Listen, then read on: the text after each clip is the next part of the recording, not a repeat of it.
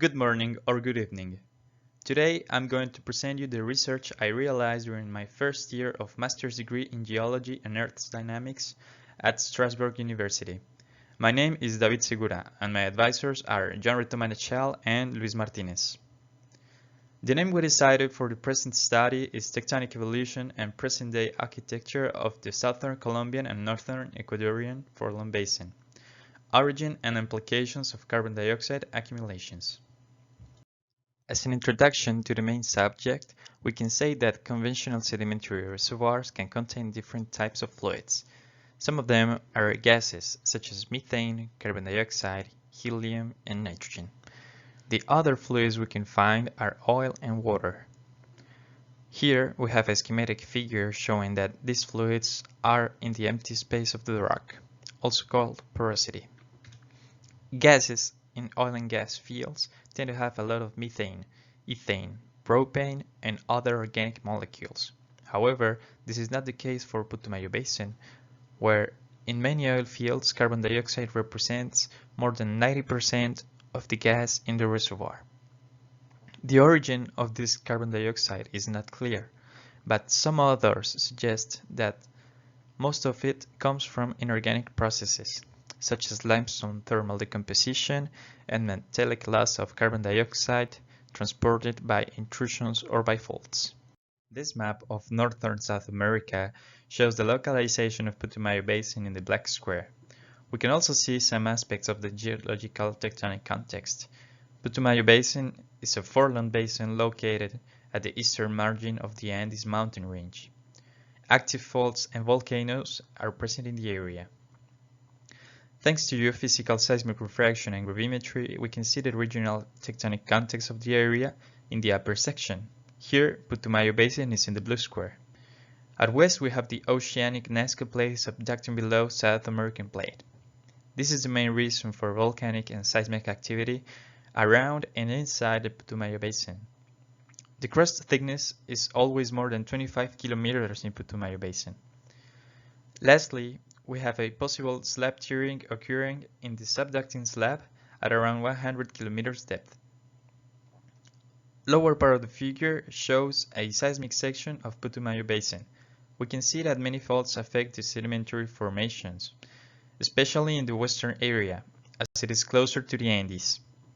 Hydrocarbon accumulations are found in the Cretaceous rocks, between the purple and the green lines in the section. In the figure at left, we can see the stratigraphy of Putumayo Basin. The most important aspects of the stratigraphy are the Cretaceous limestones and sandstones, and the igneous silts including Cretaceous, Paleogene, and early Miocene rocks. The other important aspects for this study are carbon dioxide accumulations, the faults, the nearby volcanoes, and the thickness of crust. The aim of this study is to understand the carbon dioxide distribution and to discuss its relationship with the architecture of Putumayo Basin. To do so, I interpreted public seismic lines close to carbon dioxide accumulations. I also characterized carbon dioxide accumulations, considering the distance to faults, production ratios, distance to intrusions, types of traps, and reservoirs. Then, I characterized intrusions from deep well reports, considering their thickness, composition, whether they are in the hanging wall or in the footwall of faults, and the formations they intrude. The database for carbon dioxide was constructed before in a collaboration with Ecopetrol, a Colombian oil and gas company. The distribution of intrusions and carbon dioxide are shown in the figure.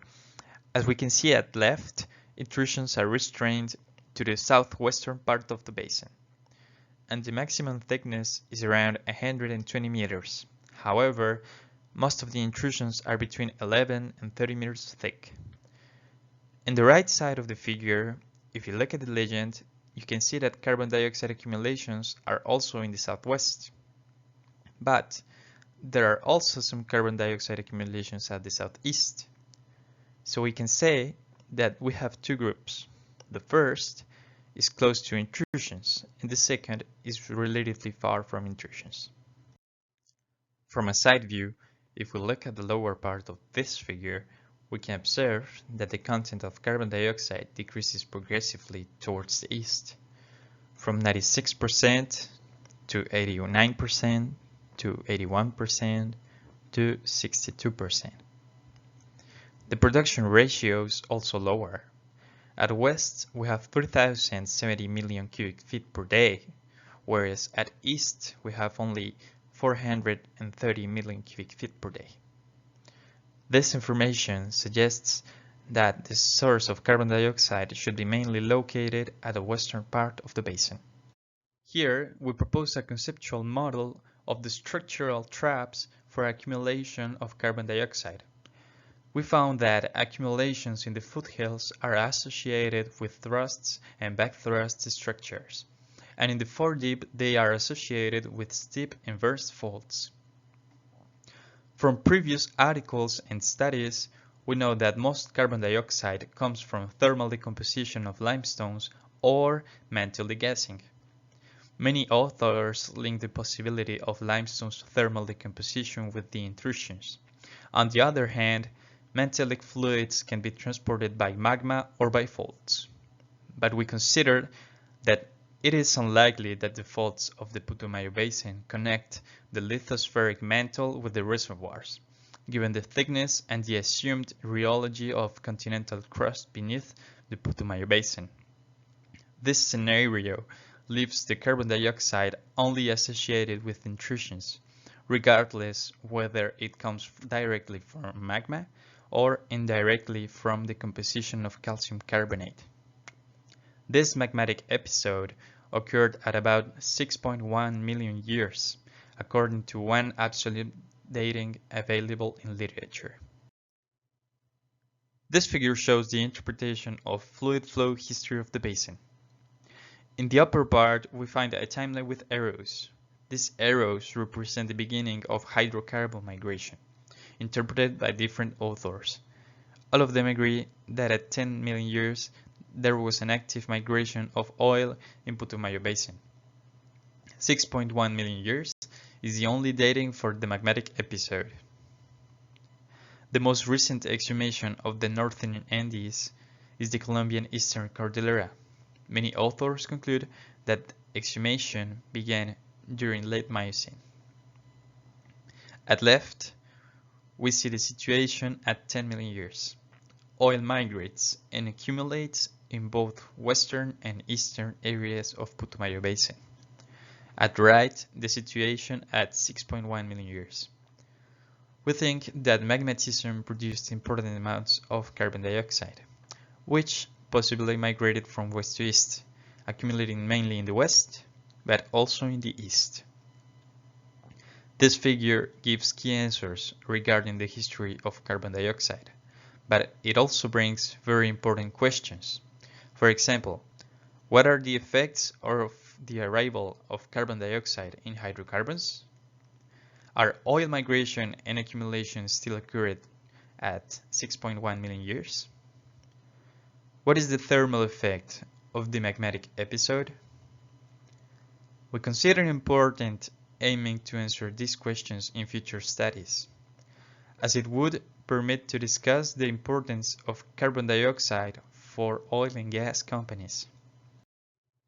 The main conclusions of this study are that the content, as well as the production rates of carbon dioxide, lower progressively towards the east, that intrusions are restricted to the southwest of Putumayo basin, that carbon dioxide is linked to the interplay between magma and thrusts and is most likely associated to a tectonomagmatic event that occurred at about 6.1 million years, and that carbon dioxide possibly migrated from west to east in Putumayo basin. We also wanted to mention what we consider are the next steps in the research of this subject. We think that determining the origin of carbon dioxide would permit to better predict the probability of finding carbon dioxide accumulations in future exploration. Carbon dioxide and noble gas isotopy are required for this purpose. For seismic characterization of intrusions, we consider best to look for groups of cells, given their low thicknesses. This would permit to quantify the thermal effect of the magmatic episode in Putumayo basin. And again, understanding the interactions between carbon dioxide and hydrocarbons would be a valuable tool for exploration. I want to thank my two advisors, General Manachal and Luis Martinez. The revisions, corrections, and feedback they gave were crucial for the resolution of this study. Also to Felipe González, who helped in the definition of the scope of the project. If you're interested in reading the entire paper, you can scan the QR code, go to the website below it, or contact me and I will send it back. Thank you very much for your attention.